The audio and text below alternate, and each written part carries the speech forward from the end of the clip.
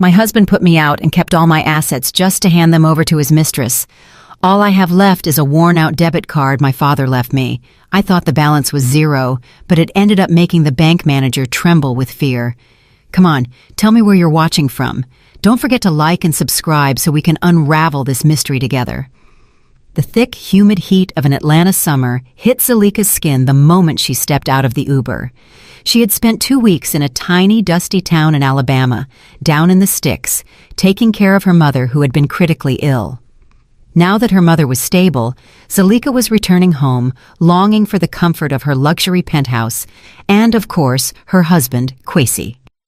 She dragged her small suitcase through the lobby of the Sovereign, one of the most prestigious apartment buildings in Buckhead, right in the heart of Atlanta's wealth. A smile spread across her face when the elevator chimed on the 30th floor. She was exhausted but happy to be home. The hallway was cool and quiet. She arrived in front of door 30A, her penthouse. Zalika dug around in her purse and pulled out the key fob for the apartment. She tapped the card against the digital reader on the door. Beep, beep. A red light flashed. Access denied. Zalika frowned. She tried again. Beep, beep. That's strange.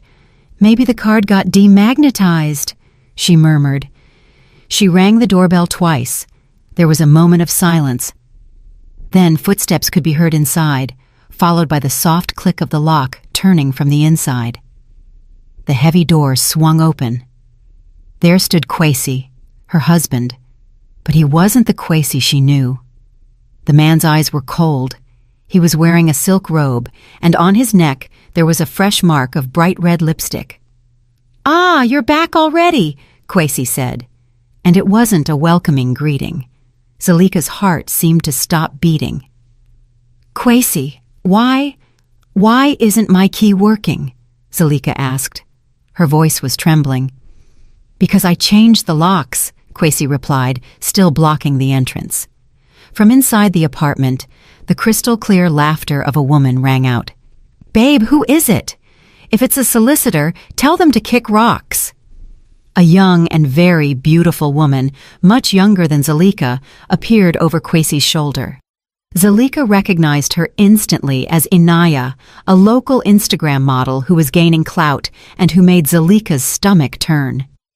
Inaya was wearing Zalika's silk robe, the very same robe Zalika had gifted herself for her wedding anniversary last year.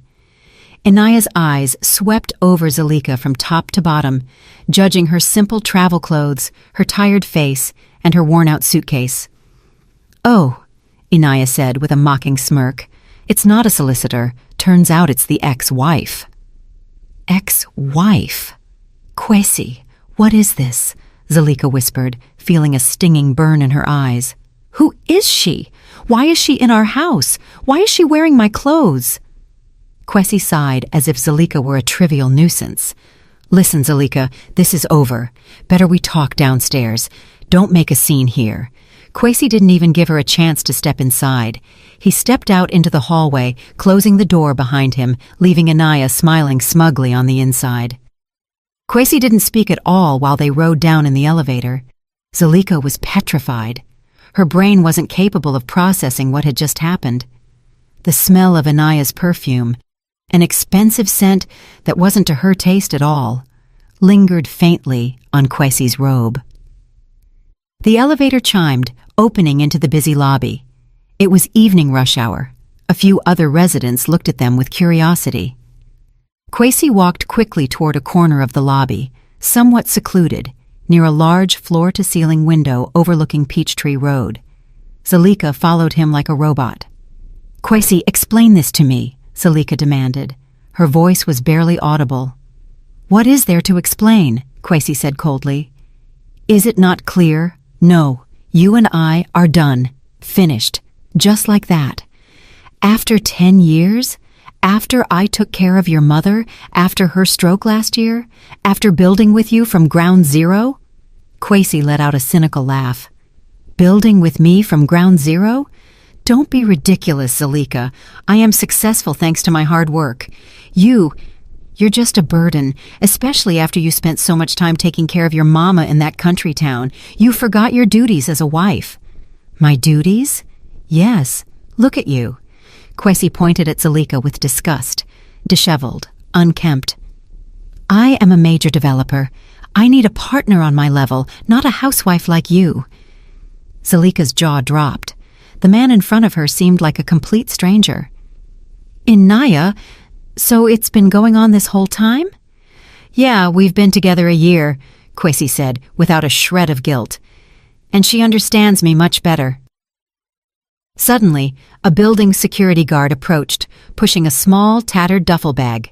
The same bag Zalika used when they first moved to Atlanta years ago. Kwesi took the bag and threw it at Zalika's feet. The contents spilled out a little, just some old clothes and a wallet. Those are your things. The rest I threw out, Kwesi said. Then he tossed a brown envelope onto the bag. Those are the divorce papers. I've already signed them. Inside is a settlement. All the assets, this penthouse, the cars, the company, everything is in my name. You came into this marriage with nothing. You leave with nothing. The tears finally escaped Zalika's eyes. This wasn't just a humiliation. It was an annihilation. You can't do this. Oh, I can, and I already have. Kwesi looked at her with eyes as cold as ice. Sign those papers. If you behave yourself and don't claim marital assets, maybe I'll be generous and give you cash for a Greyhound bus ticket back to your little town in Alabama. Some people in the lobby started to whisper. Seeing the scene, Zalika felt naked. Get out, Kwesi hissed. But this is my home too. Not anymore, Kwesi shouted. Security! 2 security guards approached. They looked uncomfortable, but they were clearly on the side of Kwesi, the owner of the penthouse. I'm sorry, ma'am. Please don't make a scene, one of them said, gently grabbing Zalika's arm. Zalika was dragged out by force. She looked back, staring at Kwesi with desperation. Kwesi, please. Kwesi just looked at her blankly, then turned around and walked toward the elevator. Up above, near the mezzanine railing, Zalika could see Inaya's silhouette watching her victory. The heavy glass door of the lobby hissed shut behind Zalika. Separating her from the life of the last 10 years, she was thrown onto the busy sidewalk under the Atlanta sky, which was starting to darken, with only a duffel bag of old clothes and the divorce papers that insulted her. Night fell quickly in Atlanta. The streetlights began to flicker on, but for Zalika, the whole world seemed dark. She walked aimlessly. The sound of honking horns from the heavy traffic on Peachtree sounded like roars in her ears. She had nowhere to go. Her mother in Alabama was still in recovery. She couldn't add the weight of this news to her mother's burden. Her feet carried her to Centennial Olympic Park. She sat on one of the empty benches, staring at the skyline. Her stomach growled. She hadn't eaten since morning. Ironically, all around her the restaurant patios were coming alive. The aroma of barbecue ribs, fried catfish, and waffle cones floated in the air, making her stomach ache even more. People laughed. Young black couples walked hand in hand. Zalika felt like a ghost. Invisible. Non-existent. She opened the wallet Kwesi had thrown at her. Inside was about $10 in cash. Not even enough for a night in a cheap motel on the outskirts. She pulled out her phone. Battery was at 5%. She rushed to open the mobile banking app for their joint account. Balance, 0. Kwesi had cleaned her out, draining every dollar they had together, which also included the savings Zalika had before getting married. A cold, heavy despair wrapped around her. It was over. She was truly at rock bottom. She would be homeless tonight. Tears fell without making a sound. She looked down at the contents of her wallet again. Behind the card slot was a faded photo, a picture of her father. Her father, Tendai Okafor, a simple tobacco farmer and merchant who died 10 years ago, just before Zalika married Kwesi. And behind that photo was something else. Zalika's trembling fingers pulled it out, a faded blue debit card that was already peeling at the edges. The logo was barely legible. Heritage Trust of the South, a small, old regional bank. Zalika was stunned. She remembered now that her father gave her this card when she was 17, back when she was moving out for the first time to go to college at Spelman. "Keep this, my baby girl," her father had said back then, using a loving tone. His voice was soft but firm. This is an account Papa created for you. Never use it unless it is absolutely necessary. Don't mix it with money for your expenses. Imagine it doesn't exist." "How much is in it, Papa?" she had asked curiously. Her father just smiled mysteriously. "Enough to be an anchor. If you ever feel like your ship is going to sink, use this. But as long as you can sail, don't touch this anchor." Zalika never used it. She forgot about it. She was busy with college. Then she met Kwesi, busy building her husband's empire. She always thought the account would have, at most, a few $100s, the remainder of some allowance that wasn't used. But tonight, her ship wasn't just going to sink. Her ship was already blown to pieces. She held the card tight. The $10 in her wallet wasn't enough for anything, but maybe the rest of her father's money would be enough to buy a bus ticket back to Alabama. A small hope, as thin as a thread, began to light up in her tight chest. Zalika didn't sleep all night. She took shelter under the awning of a closed shop, hugging her duffel bag tight, waiting for morning to come. She was dirty, hungry, and scared, but the faded card felt warm in her hand.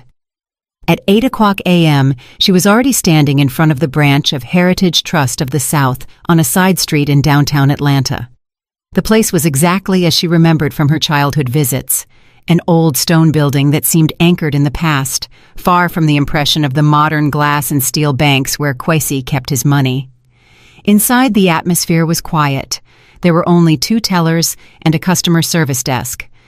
The smell of old paper and dust dominated the room. Zalika took a number. She was the only customer. She was called to the customer service desk, manned by a young man in a white shirt. His name tag read, Kofi. "Good morning, ma'am. How can I help you?" Kofi was polite, though his eyes showed a bit of confusion seeing Zalika's somewhat disheveled appearance. "Good morning." Zalika's voice was hoarse. I want to check the balance, but the card is very old. I've also forgotten the PIN." Zalika handed over the faded blue card. Kofi took it. He turned the card over, frowning. "Wow, ma'am, this card is ancient. This is our old logo." "Can it still be used?" Zalika asked anxiously. "I'll check, ma'am." Kofi took Zalika's ID, matching the name, Zalika Okafor. He started typing on his computer. The system seemed slow. Kofi typed, clicked, and then frowned again. That's strange," he murmured. "What's wrong?" Zalika's heart beat wildly. "The data isn't coming up directly. Ma'am, our legacy system is sometimes a little slow. It seems this account is in an inactive or dormant state. How long has it been since there were transactions?" "Maybe 10 years, Zalika replied hesitantly. Kofi's eyes went wide. 20 years. One moment, ma'am. I'm going to try accessing the manual server."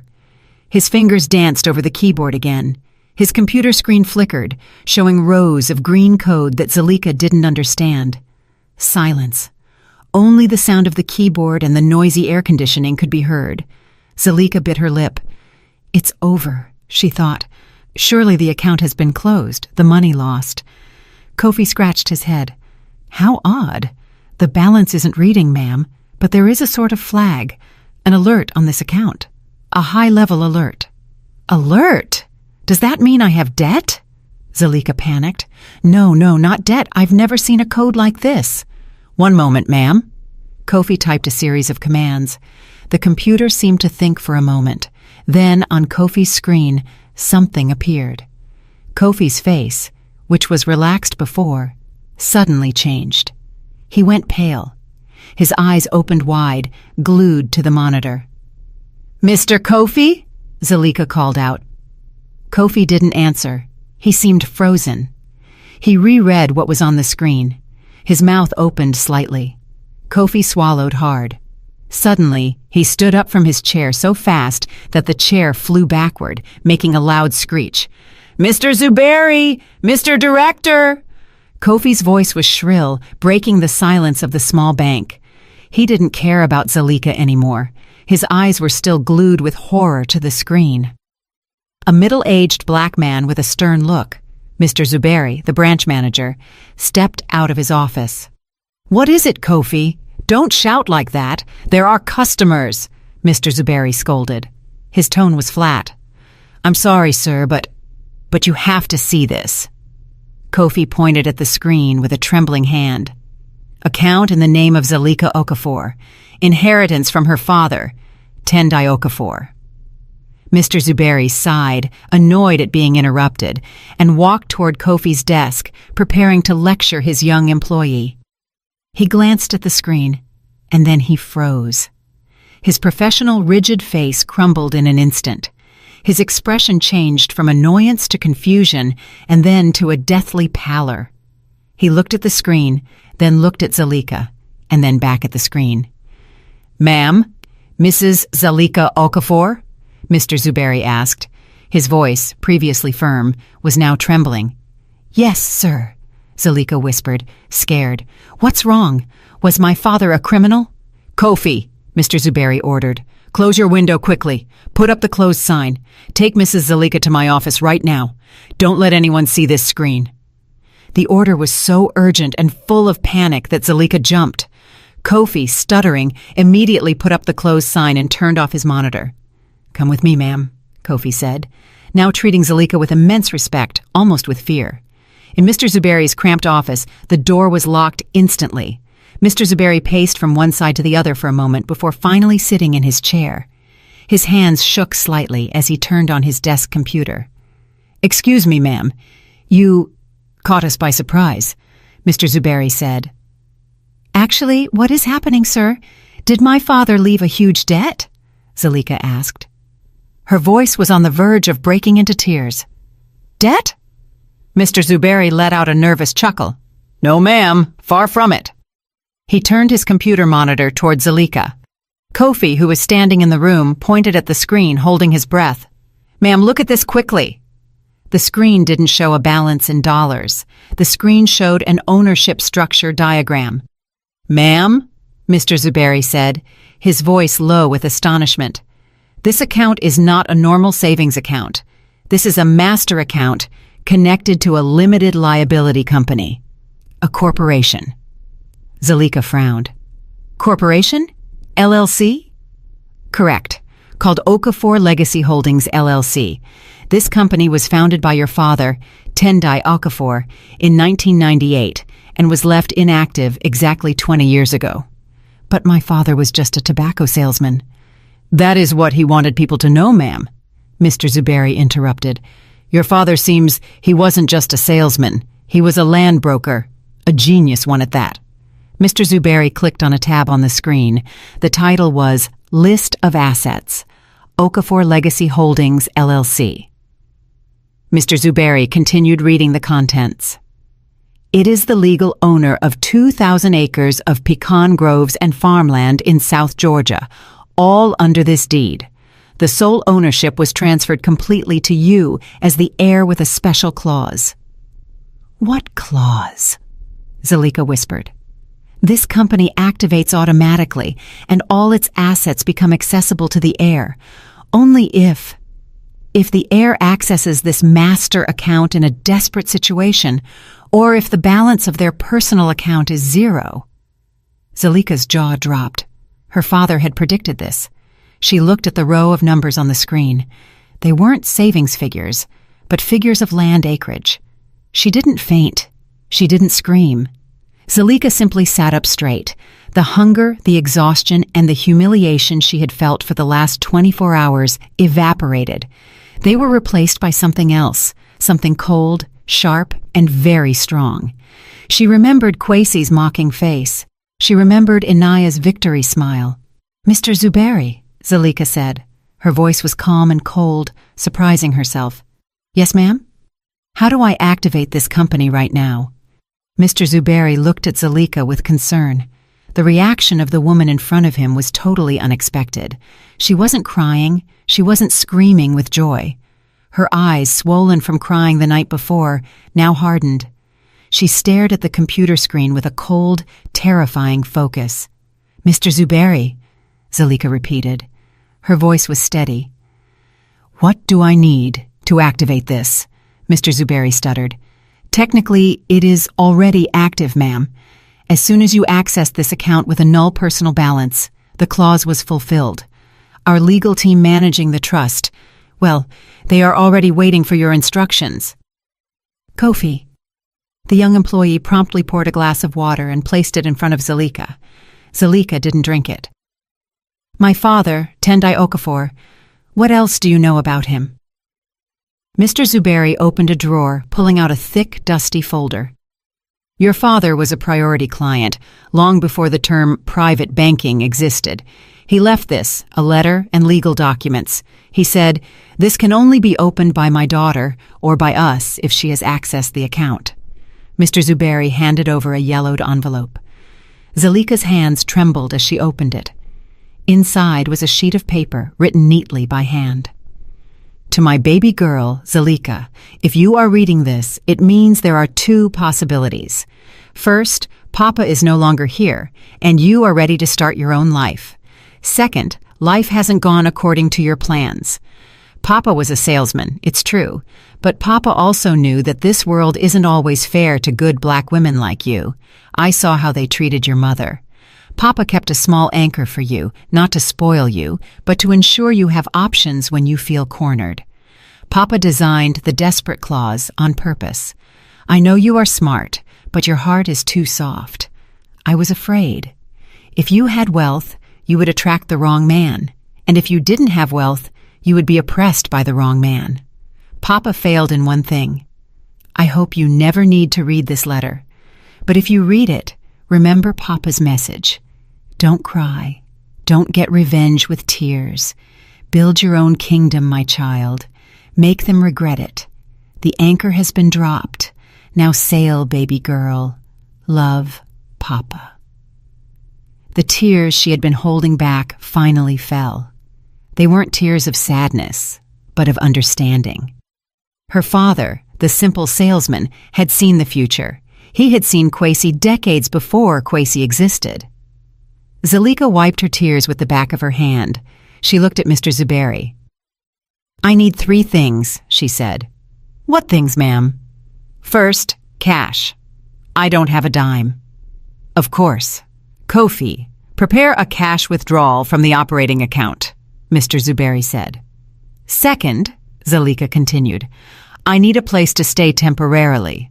A secure hotel, far from the sovereign apartments. That can be arranged.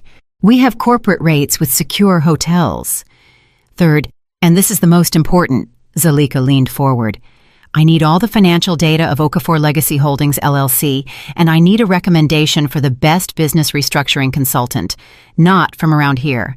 I want someone from the Midtown Financial District, someone who doesn't know Kwesi. Mr. Zuberi was stunned for a moment, impressed by the composure of the woman who, 30 minutes ago, looked like a homeless person. I know a name, Mr. Zuberi said. They nickname him the Cleaner. Very expensive, very cold. His name is Sekou. Good, Zalika said. Give me the money, book me the hotel, and organize my meeting with Sekou. Zalika didn't stay at the hotel Mr. Zuberi booked. That was her first step, not being predictable. After taking a considerable amount of cash, enough to make her dizzy if it had been yesterday, she bought a new phone, a new number, and several sets of simple but clean clothes at a nearby mall.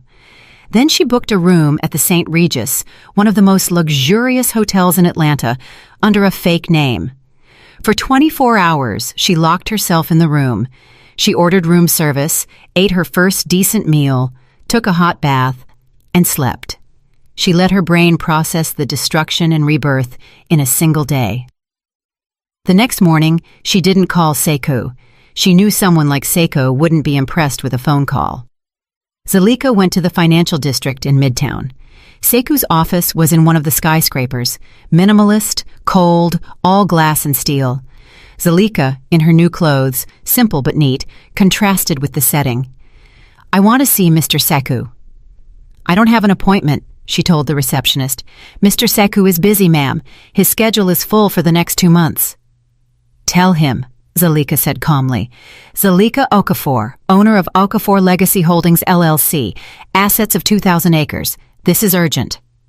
The receptionist hesitated, but the words 2,000 acres made her pick up the phone. 5 minutes later, Zalika was ushered into a corner office with a view of all of Atlanta. Sekou was a black man in his mid-30s. He didn't smile. He wore a dress shirt with no tie, but he looked more formal than Kwesi ever did in his suits. His eyes were sharp, analyzing Zalika. "I only have 10 minutes, Mrs. Okafor," Sekou said. His voice was deep and flat. "Okafor Legacy Holdings, dormant company, agricultural assets. What is the problem?" Zalika sat down without being invited. "The problem, Mr. Sekou," Zalika said, "is that this company just woke up. The assets are large, but I don't know anything about pecans, peaches, or how to run it. And I have another problem that must be solved." "What problem?" "My ex-husband, a developer in Atlanta. His name is Kwesi. He demands a share. He doesn't know about this." Sekou raised an eyebrow. "This is interesting. What do you want from me?" "I want you to restructure this company from the ground up, audit everything, make it an active, modern, profitable company. And I want you to be my personal advisor," Zalika said. "I want to know how to use this power." Sekou stared at her for a long time. "I am expensive, ma'am." "I know," Zalika replied. "I don't deal with personal dramas." "I'm not asking you to deal with drama. I'm asking you to teach me how to win a business war. The drama is the bonus." Sekou smiled slightly, his first smile. "When do we start?" "Yesterday," Zalika replied. 2 weeks passed. Atlanta didn't know what was happening in the offices. Zalika and Sekou's small team worked 20 hours a day. They dissected Okafor Legacy Holdings, LLC. It turned out the assets were greater than estimated. Zalika's father hadn't just bought land. He also bought small shares in various agri-food companies whose value had now skyrocketed. Zalika learned fast. She devoured financial reports, studied property laws, and learned the fundamentals of agribusiness management. Sekou watched her. This client was different. She didn't panic. She wasn't greedy. She was focused. She was like a dry sponge, absorbing all the information. During those 2 weeks, Zalika also transformed herself. She cut her long, dull hair into a short, firm, elegant bob. She threw out all her old clothes with the help of a personal shopper hired by Sekou.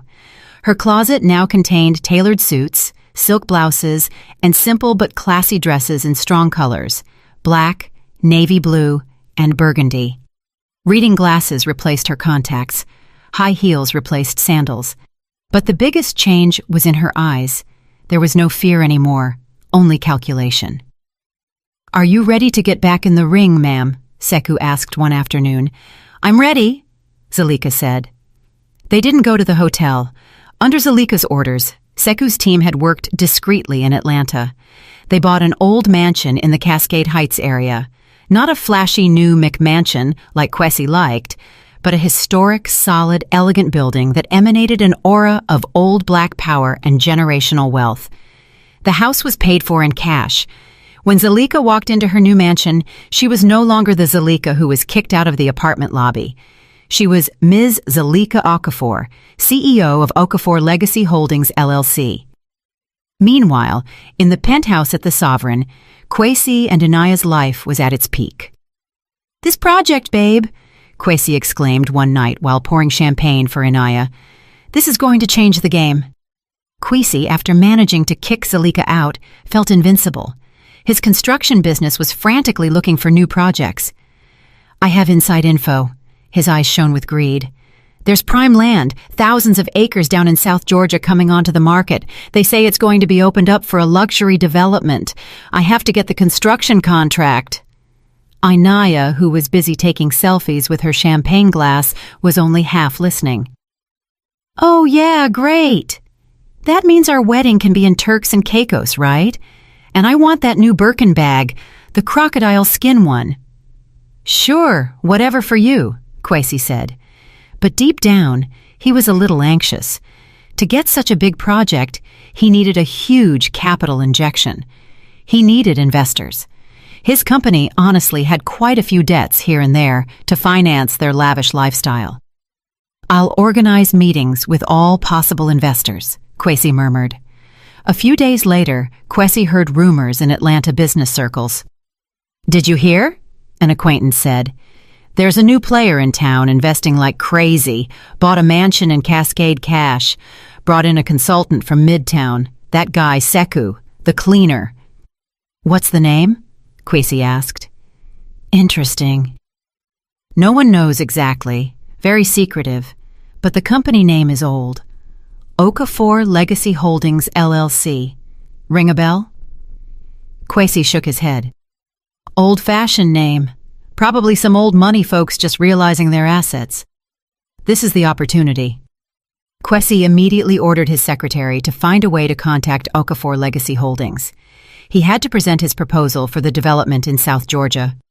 He didn't know that the lands he coveted were the very ones listed in Zalika's deed. The invitation arrived. Okafor Legacy Holdings LLC was interested in hearing the proposal from Kwesi's company. The meeting would be held at the CEO's residence in the Cascade Mansion. Kwesi felt on top of the world. Look, Inaya, they invited me. Surely they've heard of my reputation. That morning, Kwesi put on his most expensive suit. He rehearsed his presentation in front of the mirror. He was determined to dazzle this mysterious investor. He arrived at the mansion. The high wrought iron gate opened slowly. He walked into a majestic but cool foyer. The walls were marble, the furniture antique and heavy. An assistant with a formal look received him. Good afternoon, Mr. Kwesi. Please wait in the meeting room. Our CEO will join you shortly. Kwesi was led to a grand library transformed into a meeting room. On one side was a very long mahogany table. On the other, tall windows overlooked a manicured garden. At the end of the table sat a man looking at his laptop. Sekou. Kwesi thought he was the boss. Good afternoon, sir. Sekou looked up. His eyes were cold. I am Sekou, consultant. Sit down, Mr. Kwesi. Our CEO is on the way. Kwesi sat down. He started to feel a little nervous. The atmosphere in this room was too heavy, too silent. 5 minutes passed like an hour. Suddenly, the double doors behind Kwesi opened. Kwesi didn't turn around. He heard the sound of footsteps, high heels, click, clack, click, clack. A firm and rhythmic sound on the marble floor. Sorry for the wait. A voice was heard, a familiar voice, but impossible. Kwesi froze. He knew that voice, but this voice was cold, full of authority. He turned his chair slowly. The footsteps stopped at the other end of the table. There stood Zalika, her hair perfectly styled. She was wearing a navy blue power dress that wrapped her body perfectly. Reading glasses rested on her nose. Her face was made up subtly, but professionally. She looked at Kwesi.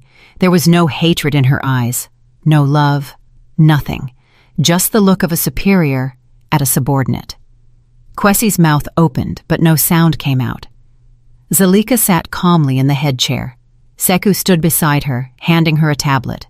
Zalika looked at Kwesi and then smiled. The smile didn't reach her eyes. Good afternoon, Mr. Kwesi, she said. Her clear voice filled the room. I am Zalika Okafor, CEO of Okafor Legacy Holdings, LLC. She leaned in a little. Please begin your presentation. I heard you are very interested in the lands in South Georgia. Zalika paused, letting her words sink in. Casually, she continued in a relaxed tone. Coincidentally, all the land you covet for your ambitious project belongs to me. Silence.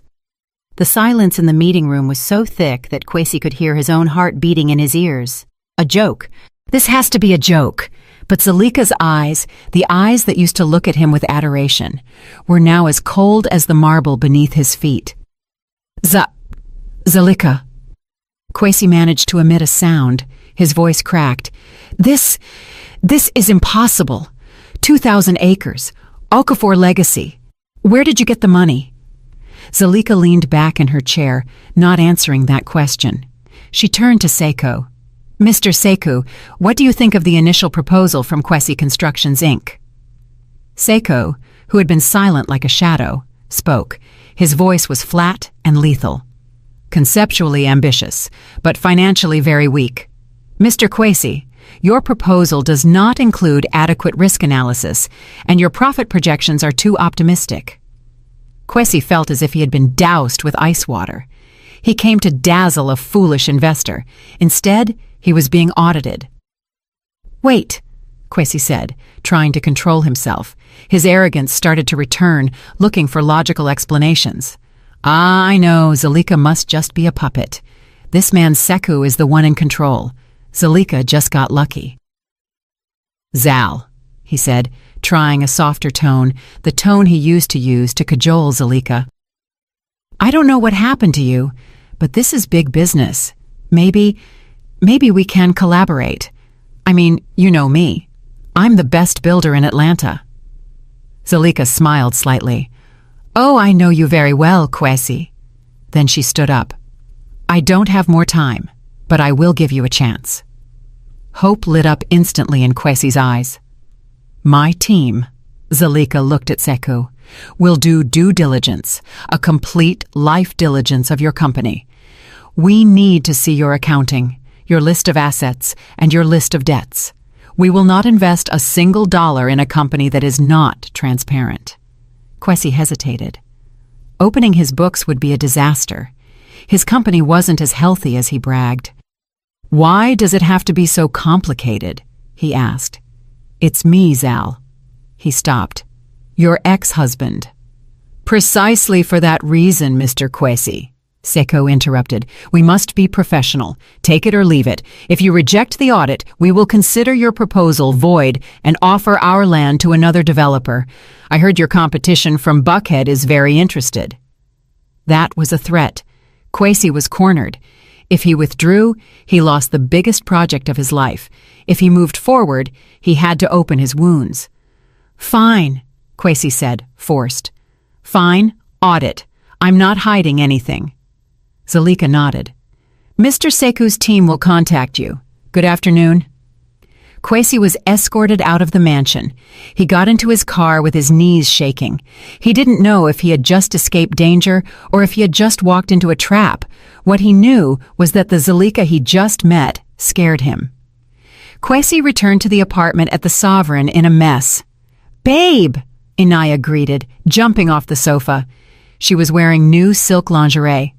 How did it go? Are we rich yet? When can we start planning the wedding in Turks? Shut up for a second, Inaya. I'm thinking, Quasi shouted, throwing his jacket on the floor. Inaya was surprised. Hey, why are you yelling at me? Quasi paced back and forth. The investor is complicated. It's really messed up. What do you mean complicated? Did they say no? Inaya asked. Her tone was starting to get anxious. No, not yet. But my God, you're not going to believe this. Quasi pulled his hair. The investor, the CEO, is Zalika. Inaya froze. What? Zalika? The homeless woman? She's not homeless anymore, Quasi growled. She is different. She has a mansion in Cascade. She has a financial consultant. She owns the land. Inaya's beautiful face went pale. This was the worst-case scenario, not because she loved Quasi, but because her status, her luxuries, and her future depended on Quasi's wallet. And now that wallet was threatened by the woman she had despised the most. Surely it's a bluff, Inaya shrieked. She can't be that smart. Surely she hooked up with some old rich man. Yes, that's it. She's a kept woman. Quasi wasn't listening. She wants to audit my company. What am I going to do? Inaya's panic transformed into anger. That woman, who does she think she is? Coming back and ruining everything. I'll handle her, Inaya hissed. Handle what? Don't get involved. But Inaya already had a plan. She knew where the new black elite of Atlanta gathered. She would find Zalika. She would humiliate that woman in public, reminding her who she really was. A few days later, Inaya, through a friend, discovered Zalika's location, a luxury boutique cafe in the new office area of Buckhead. Inaya arrived with full force, designer clothes from the latest season, a flashy bag, heavy makeup. She saw Zalika sitting alone in a corner, reading documents on a tablet while drinking tea. Inaya slammed her hand directly on the table, making noise on purpose. "Well, well, well. Look who's here," Inaya said. Her voice was projected so everyone could hear. "Mrs. Zalika Okafor, right? Moving fast, huh? Climbing classes, from being thrown out in the lobby to sitting in an expensive cafe." Zalika looked up slowly, looked at Inaya, and then went back to looking at her tablet. She said nothing. That indifference made Inaya even angrier. "Hey, I'm talking to you, heifer. Don't play deaf. Who do you think you are, huh? You're bothering Kwesi. Stay away from him. He is mine now." Zalika sighed. She put down her tablet. "Yours?" Zalika asked. Her voice was calm. "Things that are owned are usually objects. Miss Inaya isn't human. Don't give me lessons. I know your game. You came back to steal Kwesi from me again, right? Because he's successful." Zalika let out a little chuckle, a cold laugh. "Steal Kwesi, Miss Inaya? Why would I bother picking up the trash I already threw out?" Inaya's face turned red. Zalika stood up. Now she was at eye level with Inaya. "Listen well," Zalika whispered, but the intensity made Inaya take a step back. "I'm not interested in Kwesi. I'm interested in his company. And if you want to know," Zalika looked at the flashy paper Inaya was holding. "Kwesi came to me begging me to finance his project. He isn't even capable of paying for your lifestyle without begging me." "Liar." "Ah, yes." Zalika pulled out a black credit card, the Centurion card, from her wallet. A card made of metal. "Today I feel generous," she called the waiter. "The check, please, and also for this lady. I'm paying." Zalika looked at Inaya. "Consider it charity. You need it more than I do." She grabbed her tablet and walked out, leaving Inaya frozen in shame, turned into a spectacle for the entire cafe. The bait game had worked. Kwesi was humiliated by the urgent need to hand over all his financial documents to Seku's team. Meanwhile, Zalika humiliated Inaya in the cafe. Seku's team gathered in the war room of the Cascade Mansion.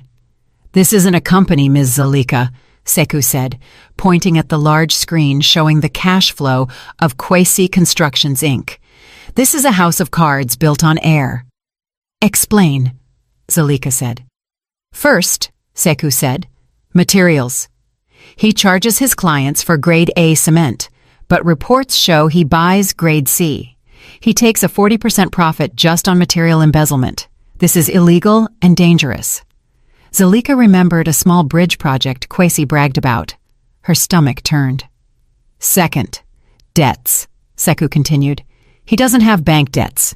He's too smart. For that, he gets into debt with small suppliers, sandpits, local hardware stores, small equipment rental companies. He delays their payments for months, even years, knowing they don't have the legal strength to fight him."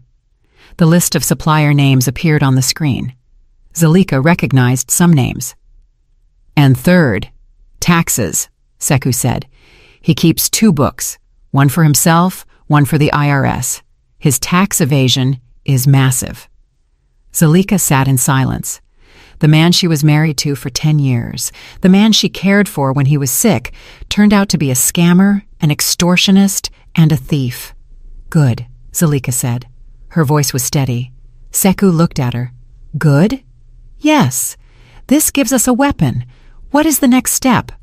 "Kwesi is only focused on us, on those 2,000 acres, Seku explained. "He doesn't realize that his debt to the small suppliers is his weakest point. I want you, Zalika." He stopped, thinking about the strategy. "I want you to buy all that debt." Seku smiled. "I assumed so. I have prepared 3 shell companies in Delaware. We will buy every outstanding invoice from those suppliers. We will pay cash." "The suppliers will be happy," Zalika said. "They will be very happy. And Kwesi," Seku added, "will know nothing. He will only feel relieved because the collectors will stop calling him. He will think we are going to give him capital." "How much time?" Zalika asked. "Give me a week. In a week, Kwesi Constructions, Inc. will no longer owe anything to the small merchants, Sekou said. He will owe me. Exactly as Sekou predicted, Kwesi suddenly felt his life was easier. The calls from angry suppliers stopped. He considered this a good sign. He thought the news that he was going to collaborate with Okafor Legacy. Holdings had scared the suppliers off. He was very wrong. Feeling the pressure decrease, Kwesi decided it was time to take the last step. He had to secure Zalika, not on a business level, but personal. He knew the Zalika of before was weak, forgiving, and still loved him. He sent a bouquet of white roses, Zalika's favorites back then, to the Cascade Mansion with a note. I know I was wrong. Let's talk like old times. Dinner at our usual spot. Zalika almost threw the flowers away, but Sekou stopped her. Go, Sekou said. Let him dig his own grave deeper. That night, Zalika went to the upscale restaurant where Kwesi had proposed to her. Kwesi was already waiting. He looked impeccable. He ordered the most expensive wine. Zal, he said, taking Zalika's hand across the table. Zalika allowed it. Her skin felt cold. I ask for your forgiveness. Zalika just looked at him, waiting. I know I was very wrong, Kwesi continued. His eyes got misty. His performance was perfect. Inaya, she is just a toy. I was pressured. Zal, business is hard. And you were busy with your mother. I felt lonely, so... Was it my fault? Was it my fault? Zalika asked. Her voice was calm. No, it was my fault. Kwesi rushed to correct himself. I was blind. I didn't see the diamond I had until I saw you in the meeting room the other day. I realized. Realized what? How fantastic you are. We can be the best team. Zal? Kwesi leaned in. I've already left Inaya. She's already out of the apartment. It was a lie. Inaya was shopping with his credit card at that very moment. We can start over, Kwesi whispered. We will dominate Atlanta. You with your land, me with my expertise. Forget Sekou. You don't need him. You only need me. Zalika withdrew her hand slowly. Your seduction is good, Kwesi. Better than your business presentation, she said coldly. Kwesi was surprised. Maybe you're right, Zalika continued, as if thinking. Kwesi had hope again. We really have to fix this, but I can't mix personal and business. Sure. Let's finish the business matter first, Zalika said. I've already seen the result of your audit. And? Kwesi asked anxiously. And we need to talk seriously, Zalika said. Tomorrow in my office at 10 a.m. Bring your lawyer if necessary. Once that is over, then we can talk about us. Zalika stood up, leaving Kwesi with a bottle of expensive wine and a sly smile, thinking he had just won. At 10 a.m., meeting room of the mansion. Kwesi arrived alone without a lawyer. He brought another bouquet of roses. He was very confident. He thought this meeting was just a formality before he and Zalika reconciled. He entered the room. The atmosphere was far from romantic. Zalika was already seated in the head chair. Sekou was standing beside her. On the long mahogany table there were no coffee cups, but stacks of thick legal documents. Zal, babe, Kwesi greeted, trying to break the ice with the flowers. Sit down, Kwesi, Zalika said, her voice cutting. Kwesi sat. His smile faltered. Let's get to the point, Zalika said. Mr. Sekou. Sekou stepped forward, placing a binder of documents in front of Kwesi. Mr. Kwesi, this is the list of debts of Kwesi Constructions, Inc., Sekou said. To Garcia Aggregates, a total of $100,000. To the Bolt Hardware, $50,000. To Iberian Machinery, $200,000, and so on. The total verified debt with 12 suppliers is $500,000. Kwesi's face paled. What does this mean? I'm negotiating with them. They no longer need negotiation, Zalika interrupted, because everyone has been paid in full. Kwesi looked at Zalika confused. Paid by whom? Zalika pointed to herself. By me. Sekou pushed the second binder of documents. Through 3 investment companies affiliated with Okafor Legacy Holdings, LLC. We have acquired or bought all those outstanding invoices. Copies of the debt assignment deeds are in front of you. Kwesi opened the first sheet. His heart seemed to stop. In other words, Kwesi? Zalika leaned in, looking directly into the eyes of the man who had destroyed her. Your company no longer owes anything to those small merchants. Zalika paused, letting the silence fill the room. Your company now owes me. Me. Kwesi couldn't breathe. I can pay. I can pay in installments. Oh, of course, Zalika said. But I'm not interested in doing business with you, and I'm not interested in getting back with you. I want my money back. She slapped the documents in front of Kwesi. According to the assignment clause, this debt is due. Now, you have 24 hours to liquidate those $500,000 in cash. 24 hours? That's impossible. No one has that much cash, Kwesi shouted, finally panicking. I do, Zalika replied coldly. You set a trap for me. A trap? Zalika stood up. I am only claiming what is my right, just like you kept all my rights before. If in 24 hours you cannot pay... Zalika put the third binder of documents on the stack. Our legal team will immediately register the lien on that penthouse in the Sovereign on your office and on all your heavy machinery. Good morning, Mr. Kwesi. 24 hours. Kwesi never knew how short 24 hours were. After leaving Zalika's mansion, he didn't go back to the apartment. He panicked. He spent the first hour driving aimlessly, cursing Zalika, Sekou, and the whole world. The second hour, he started calling. He called his bank manager. I need a loan of $500,000. The collateral is my project in South Georgia.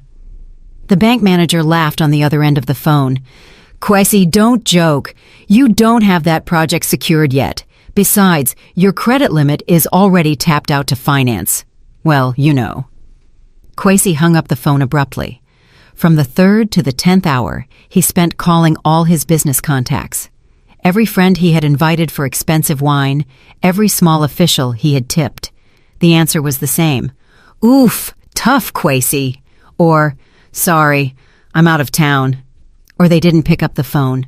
The news of his downfall, which somehow started at the mansion meeting, spread faster than fire. Hour 11. In his desperation, he returned to the penthouse. Inaya was trying on a new dress she had just bought that afternoon. How does it look, babe? Nice, right? Sell it, Kwesi shouted. What? Sell it all, Kwesi shouted with red eyes. Sell your bags, sell your jewelry. We are bankrupt. Inaya's face paled. These are gifts, not investments. Are you crazy? Zalika set a trap for me, Kwesi raved. That snake woman bought my debts. She gave us 24 hours to pay $500,000. Inaya didn't care about the debt. She only heard one thing. The money ran out. At 10 o'clock a.m. sharp the next day, exactly 24 hours later, the doorbell of his penthouse rang. Kwesi, who hadn't slept all night, opened it. He hoped it was Zalika, coming to cancel her threat after softening up. No. In front of the door was Sekou, calm as a statue. Behind him, 2 well-dressed lawyers and a man in an official uniform holding a thick folder, the sheriff's deputy. Your time is up, Mr. Kwesi, Sekou said flatly. Wait, I need time. Time is a luxury you didn't give Zalika, Sekou interrupted. He took a step forward. According to the order from the Fulton County Superior Court, we are here to execute the lien on this asset. The deputy began putting seizure stickers on the wall of the apartment foyer. No, this is my house, Kwesi shouted. Technically, it is the collateral for your debt to my client, the lawyer corrected. You and this young lady, he looked at Inaya with disdain, are required to vacate these premises in 1 hour. Take your essential personal effects. 1 hour later, the scene in the lobby of the Sovereign turned into a spectacle. Kwesi, the same man who 10 years ago felt like the king of the place, was escorted out by security guards, the same guards who threw Zalika out before. Inaya followed him crying hysterically, dragging 2 suitcases full of her designer bags. Kwesi wasn't just bankrupt on paper. Now he was literally on the street, back at the ground zero he created for Zulika. On the hot sidewalk in front of the lobby, the real drama had just begun. "This is all your fault!" Inaya shrieked, hitting Kwesi's chest. "You said you were rich! You said you were great! Turns out you're just a scammer!" Kwesi, who had already lost everything, unloaded his remaining anger on the only target left. "My fault? Your fault? Who asked for Birkin bags every week? Who asked for vacations in Turks? You made me spend. Parasite! Parasite!" Inaya's jaw dropped. Their fight was so loud it became a public spectacle. They didn't realize that across the street someone was recording the fight with their phone. "I didn't sign up for this!" Inaya shrieked. "I'm done!" She dragged her suitcase, trying to hail a cab. "Where are you going? You won't survive without me," Kwesi mocked. "You'll see." Inaya went to a luxury hotel, trying to book a room with the unlimited credit card Kwesi gave her. "I'm sorry, ma'am, declined," the receptionist said coldly. She tried another card. Declined. All declined. Kwesi had blocked everything. Or it was the bank. Inaya panicked. She called her high society friends. "Girl, I have a problem. Can you lend me—" The phone cut off. She called another. "Hello, I have bad signal." Phone turned off. She didn't know. Zulika, through her new network, didn't need to do anything. Sekou just had to leak Kwesi's audit report to a few key people. The news that Kwesi was a scammer and Inaya, the side chick linked to a bankrupt scammer, had spread through all the group chats of Atlanta's elite. She was toxic. No one wanted to associate with her. That night, the recording of her fight with Kwesi in front of the building went viral on local gossip blogs. Her beautiful face was now associated with bankruptcy and cheap drama. Her modeling career was finished. The doors of the high-class world closed. Inaya, who once felt on top of the world, now had to sell her authentic bags and some fakes she just discovered Kwesi gave her, one by one, just to survive, back to the obscurity she hated so much. 2 weeks after the seizure, Zulika sat with Sekou in the meeting room of her mansion. The mahogany table was now full of blueprints. "All assets of Kwesi Constructions, Inc. have been liquidated," Sekou informed. "His office, his equipment, and the penthouse. Everything is enough to cover the debt of $500,000 plus interest and legal costs." "Good," Zulika said. "What will we do with the penthouse?" "We can sell it." Zulika shook her head. "No, sell all the luxury furniture inside, empty it. Then give the keys to Mr. Zuberi at the Heritage Bank. Tell them to give it as a bonus gift to Kofi." Sekou raised an eyebrow, a little surprised by the touch of cynical humor. "Kofi, the bank teller?" "Yes, he deserves it. He was the first one to help me." "Very well, ma'am. And the 2,000 acres? Will we proceed with the luxury development plan?" Zulika stood up, walking toward the large window looking at the garden. She remembered her father's letter. "Build your own kingdom." Kwesi wanted to build a palace for the rich that people like me could only see from outside the gate, Zulika said. "I will do the opposite." She went back to the table and pointed at the new blueprints. "I am going to build homes." She said that Okafor Legacy Holdings LLC would use the first 250 acres to build dignified, subsidized housing, complete with a school and a small medical center. "For whom?" Sekou asked, now truly interested. "For the workers in our pecan groves and for the owners of the small suppliers who were almost destroyed by Kwesi. They will have priority and special discounts, and the machinery seized from Kwesi, we will use it to build those houses," Zulika said with a faint smile. "It's poetic justice." Sekou looked at her with undisguised admiration. "Not only that," Zulika added, "on another 25 acres, I want to build the training center, the Okafor Center, a training facility for modern agribusiness and small business management. I want people like my father to have the chance to succeed without having to hide." Zulika wasn't just getting revenge, she was building a legacy. Zalika was done with Kwesi, but the law wasn't. Kwesi, who was now living poorly in a shared apartment on the outskirts, thought the worst had passed. He thought that after losing everything to Zalika, he was free. One afternoon, while eating instant noodles, there was a knock on the door. "Police? Mr. Kwesi, you are under arrest." "What is this now? My debt to Zalika is paid." "This isn't about debts," the officer said. "This is about the use of substandard materials on the bridge project in Macon and tax fraud." Kwesi froze. How did they know? He didn't know that Sekou, on behalf of a client concerned about public safety, had anonymously sent copies of Kwesi's double ledger and the lab results of the poor quality cement to the district attorney and the IRS. "He built a bridge that could collapse, Sekou," Zalika had said at that moment. "It could kill people.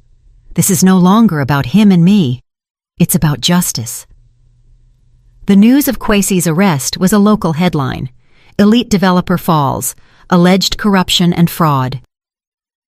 In her mansion, Zalika watched the news on the large TV. She looked at Kwesi's face, gaunt and angry, being escorted away. She felt nothing, neither anger nor satisfaction. That chapter was finally closed. She turned off the TV.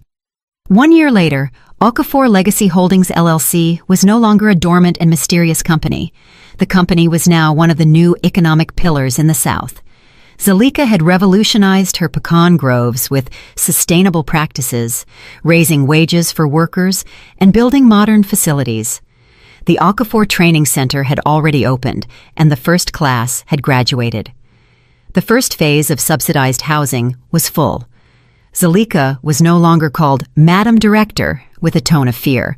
The old workers called her Ms. Zalika, or Ade's daughter, with respect and affection. She was standing on a hill on her farm, looking at the green expanse under the afternoon sun. She was no longer the disheveled woman in the lobby of the Sovereign, nor the cold woman in the meeting room. She was Zalika, complete. Footsteps were heard behind her. "Zalika, the view is beautiful," Sekou said. He was no longer wearing a formal suit, just a casual linen shirt. Now he spent more time in the country than in Atlanta. "Yes," Zalika said, smiling, a sincere smile. "My father called this an anchor. Turns out this anchor can be used to build many things." "You have built your kingdom, Zalika," Sekou said. "We," Zalika corrected. "We built it." Sekou smiled. "My team in Atlanta keeps asking when I'm coming back. Seems I need to give them an answer." "And what is your answer?" Zalika asked, looking at him. Sekou didn't answer with words. He took a step forward, looked at Zalika, and then held out his hand. "I am no longer needed as a consultant. The cleaner," they said. "No," Zalika replied, accepting his hand. The grip was firm. "Now I need you as a partner." They stood there, watching the sunset over their kingdom, a kingdom that wasn't built on greed or lies, but on the rubble of betrayal and raised again with the foundations of justice and a new legacy. Did you like the story, and which city are you listening from? Let's meet in the comments. If you like the story, you can support me by sending a super thanks so I can keep bringing more stories like this. Thank you so much for your sweet support. I'm looking forward to your comments on the story. On the screen, you can see 2 new life stories that I highly recommend. There's so much more on my channel. Don't forget to subscribe. See you in the next life story with love and respect.